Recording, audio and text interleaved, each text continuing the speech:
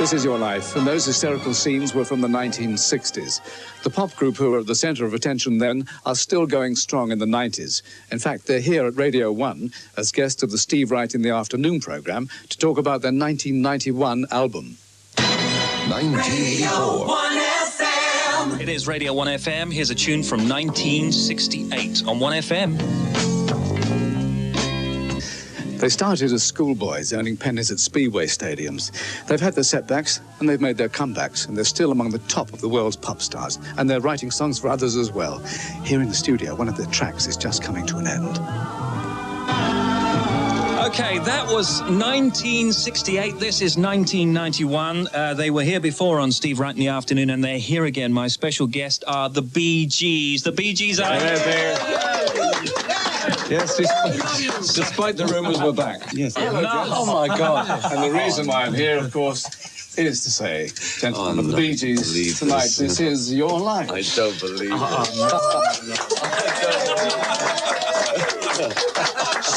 Very good. Thank you. Very good.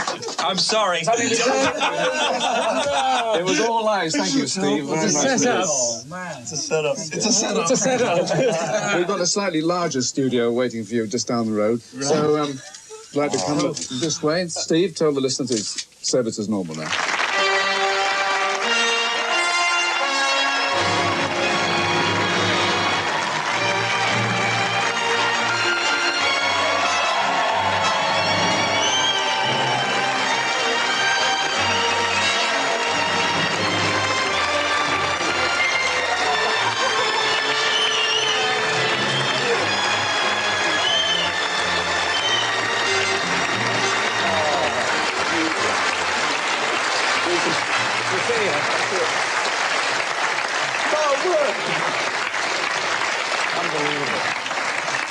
Thank you again to Steve Wright, who's joined by a collection of top DJs from Capital Radio and Radio 1.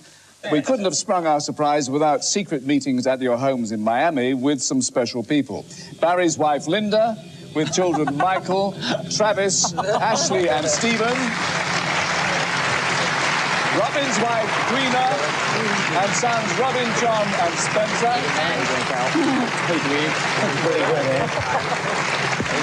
And Morris's wife, Yvonne, with Samantha and Adam.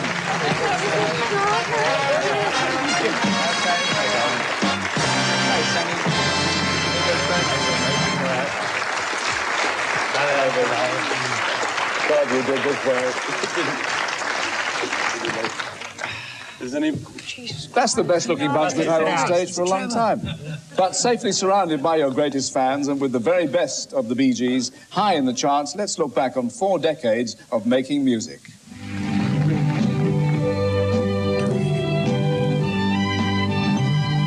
Feel I'm going back to Massachusetts.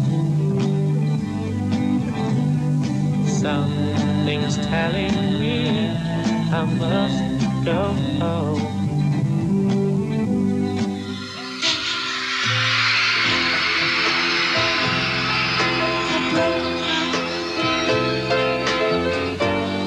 How can you stop the rain from falling down?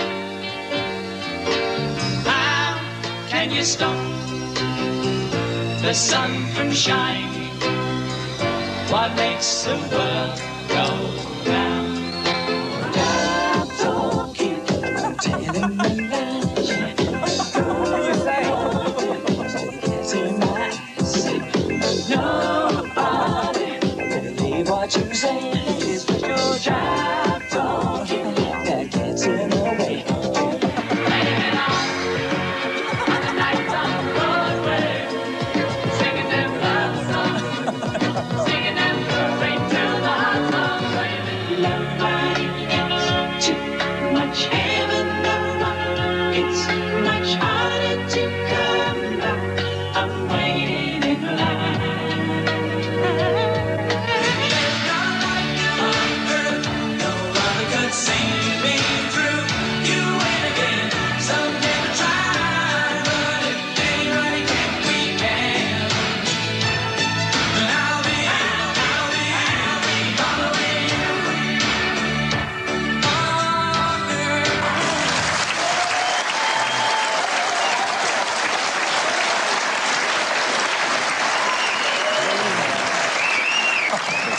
Now, the three of you wrote all those hits, and yet it's hard to believe, if it's true, that none of you writes a note of music. That's right. No. We don't write music. We can't read or actually write music. Can't write a single crotch. Crotchet. Well, music was certainly in the air when your dance band leader father married your mother in 1944. His band formed an arch of musical instruments. Now, Barry, you were born in 1946, the twins 3 years later, and you were still in infant school when you started singing in harmony. And I thought you'd left the radio on in your bedroom. Do you realise it took a television show in England to get your mother off the slot machines in Las Vegas? Flown in from their home in Nevada, your mum and dad, Barbara and Huey.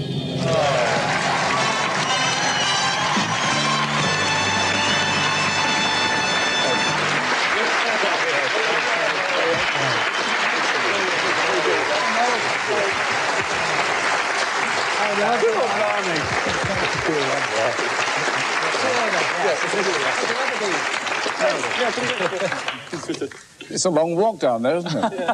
Right down the end there. Now, Barbara, back to your days in Manchester, you thought the brothers, you said, were listening to the radio.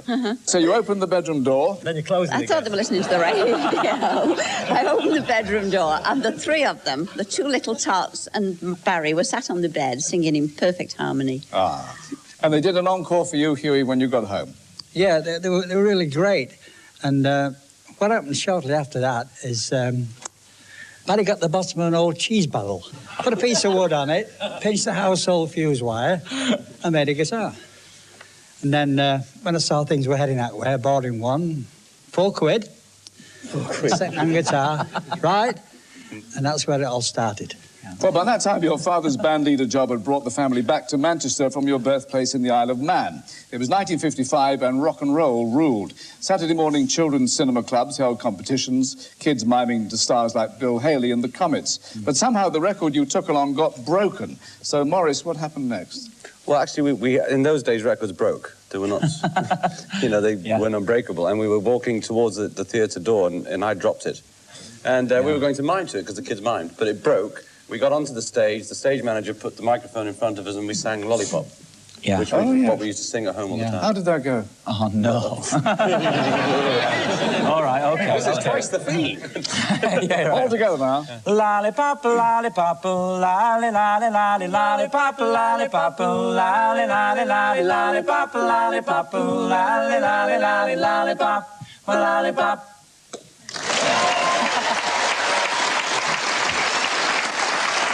And I'd like to say that was the debut of the Bee Gees, but you didn't call yourselves that in those days. That's true. What were you, Robin? Rattlesnakes, we Johnny Hayes and the Blue Cats and the Rattlesnakes. Rattlesnakes was first, yeah. Has a certain ring. It was more the skiffle sort of thing that was in at the time.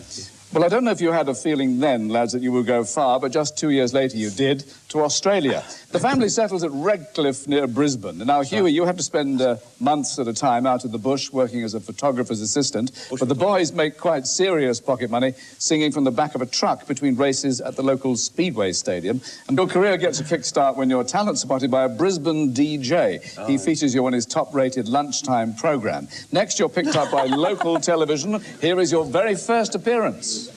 Oh, my old man, Dustin, he wears nothing yet. He wears gold blinding trousers, and he lives in a council.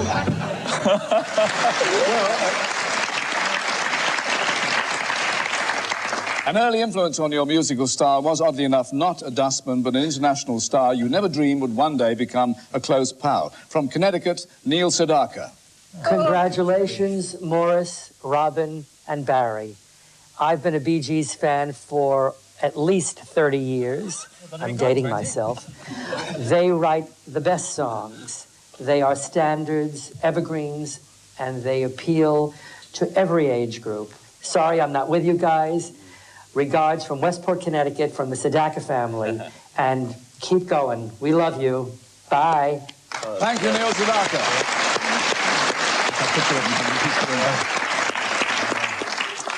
You have no fewer than 11 record releases before you have your first success, Spicks and Specks. Fashion on my head, the sun in my life, it is dead, Well, ironically, news of that #1 hit in Australia reached you when you'd already boarded the boat home, and the outlook was distinctly sunny when you arrived in London and auditioned for an Australian-born pop impresario. The result, an exclusive management deal that was to make you millionaires. Recalling that February of 1967, Robert Stigwood. Dear Baz, Rob and Mo, nothing gives me greater pleasure than being an old Aussie bushwhacker to celebrate this as your life. I am thrilled for you tonight, and I send you, your families, and all your children, all my love, and I love you all. Thank you, Robert Stigwood.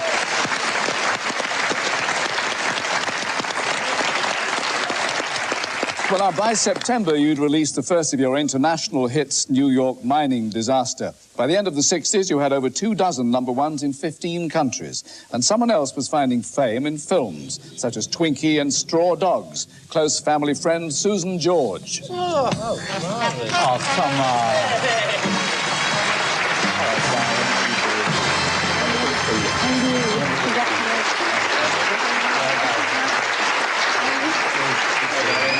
Thanks for coming. Good to see you. Sue, film producer now, how did the friendship begin? Well, it began... Careful. I won't tell that. It began because Andy Gibb was one of my closest friends.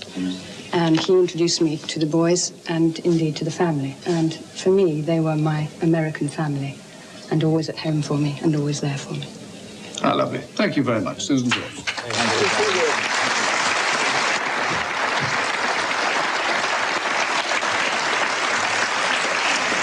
Well, after 60s success, the 70s start in discord. The pressure of non-stop work is telling. Robin goes solo, and the eldest of the Gibb children stands in for him at the talk of the town, the first and last female Bee Gee.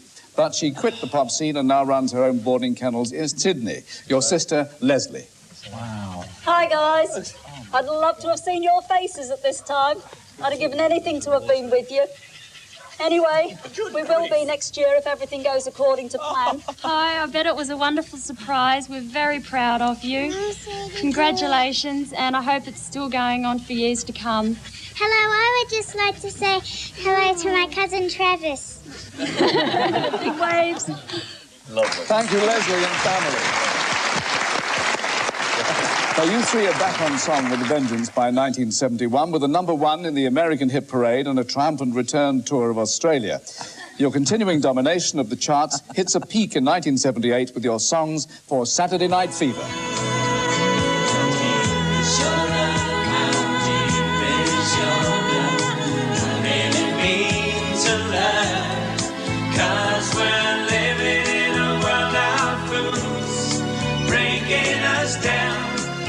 When they all should let us be, we belong to you and me.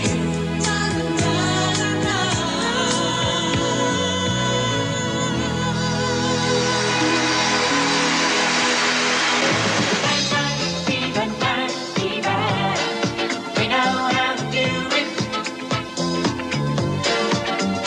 Give me that night, fever, night, fever.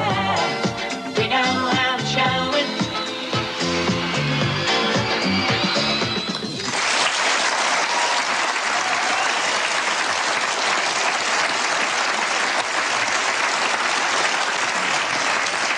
Your music for Saturday Night Fever has a profound influence on one of the world's greatest pop idols. Right now, as usual, he's recording a new album. On the line from his Hollywood studio, Michael Jackson. Hello, brothers. This is Michael Jackson calling from Los Angeles. I think you're brilliant and you deserve all your success. And your Saturday Night Fever album is what inspired me to record the Thriller album. I love you all. Have a wonderful time. Say hello to Steve and Gibb for me, Barry. Goodbye. Thank you, Michael Jackson.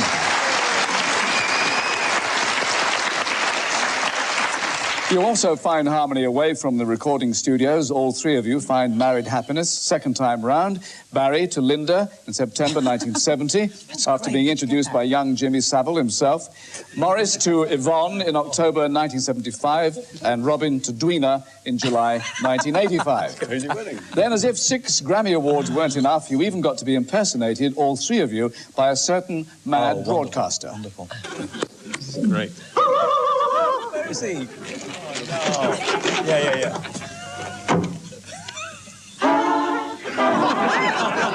You're children of the world, watching every day go by. Changes my life, changes your life, keeps us all anticipating. We are searchers of the truth.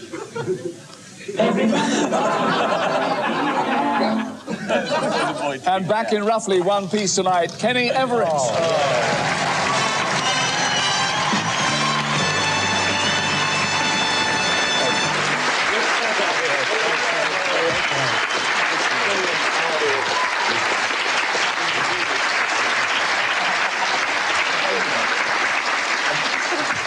It's uncanny, the likeness.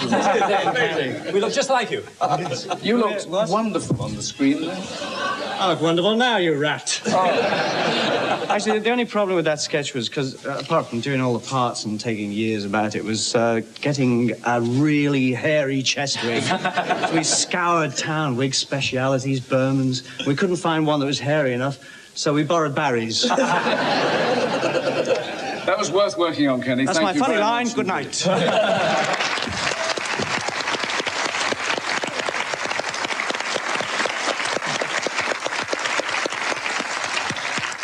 In 1979, the year of the child, you performed and donated your song, Too Much Heaven, to UNICEF.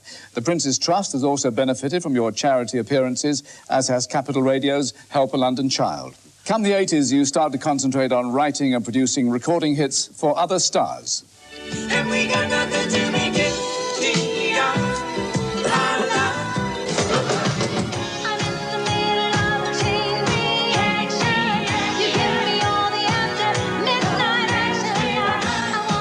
And we hear now first from the world's top-earning singing star, Kenny Rogers. Well, hi, guys. Congratulations on this. It's obviously a very big evening for you. I'm so sorry that I couldn't be there in person to help you share and enjoy this thing, but I want you to know I'm very excited about being a part of it regardless. You not only are responsible for some of the best music that I've ever heard, but you're also responsible for some very dear friendships to me. And congratulations, guys. Look forward to seeing you. Next, Dionne Warwick. Hi, Barry, Maurice, and Robin. I'm sorry I can't be with you there in person to hug you and congratulate you on this wonderful honor. I remember very vividly in Florida, in the studio, not wanting to record Heartbreaker, but I must say a great big thank you. It was the biggest record I've ever had. When we're going to do it again, I look forward to it. Take good care, God bless, and I love all three of you. And now, Diana Ross. I would like to congratulate you, Barry, and Robin, and Morris for your success and your longevity in this ever-changing music business. And I thank you for letting me play a very small part in your life. And lastly, Barbra Streisand. 10 years ago, Barry and I collaborated on an album. I'll never forget the experience. It was the most fun I ever had making a record. And tonight, all of the Gibb brothers are being honored by This Is Your Life. Am I happy to be part of this celebration? I plead guilty. Thank you, Kenny Rogers, Dionne Warwick, Diana Ross, and Barbra Streisand. Now, back in 1969, there was a TV film on this side of the Atlantic, Cucumber Castle. Remember the bedroom scene? Dying! Nobody got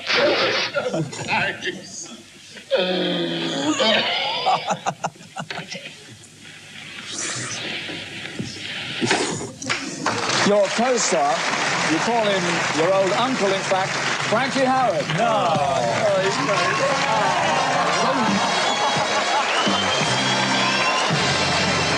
Sit down.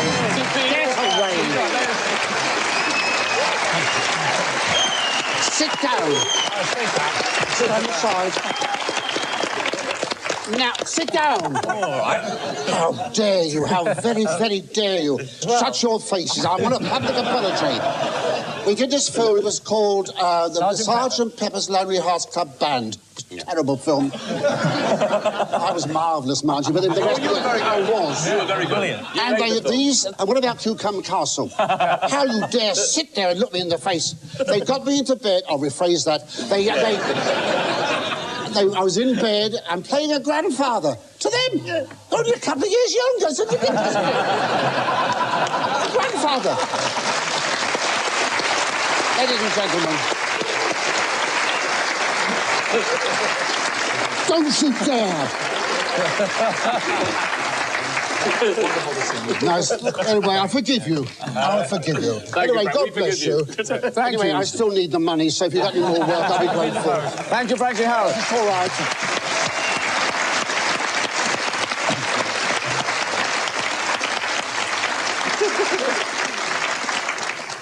What happy memories. Now, running parallel with your own achievements, another gifted brother found his place in the spotlight. Youngest of the family, Andy Gibb, had a series of hits in the late 70s, including An Everlasting Love and Shadow Dancing. After his death just 3 years ago, you dedicated this song to him. I wish you were here, drying these tears I cry. They were good times, but a bad time of year for being alone. 'Cause you're dealing with a heart of stone. Try to kiss and say goodbye. Try to throw our love away and that storm will blow.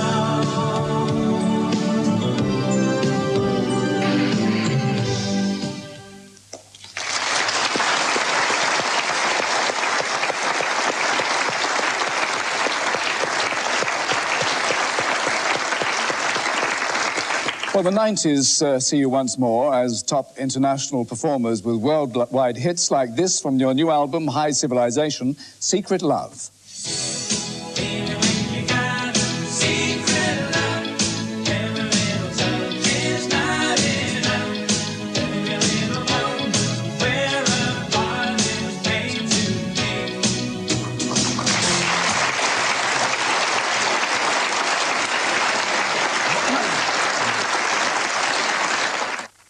Now let's rewind again to that Speedway Stadium near Brisbane. Just schoolboys, you sang from the back of a truck. Your pay was pennies tossed to you by the crowd. The year was 1959, and you made your first ever recording, 20 Miles to Blue Land. 20 miles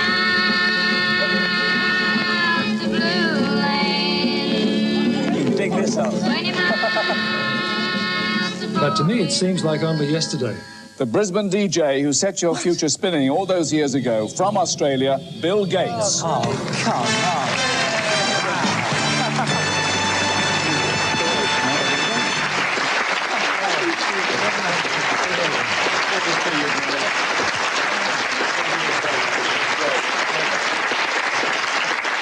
Bill, it was you who finally gave the brothers their name. Well, that's right, Michael. We had some great songs recorded, and we needed a name that the people could remember. And so we were sitting around your home at Redcliffe, and it suddenly occurred to me that there are all these Bee Gees in the room. Barry Gibb, Barbara Gibb, the brothers Gibb. Eric Smith. Eric Smith. We all talk about him. The Speedway promoter Bill Good and Bill Gates. So all these Bee Gees, it seemed like a good idea at the time, and I think it worked. It seemed as so you decided on the aristocrats, but later you changed it to the Bee Gees. That's right, the Bee Gees. The Bee Gees it is. Barry, Robin and Morris, this is your life. Thank you. Who's going to take the book?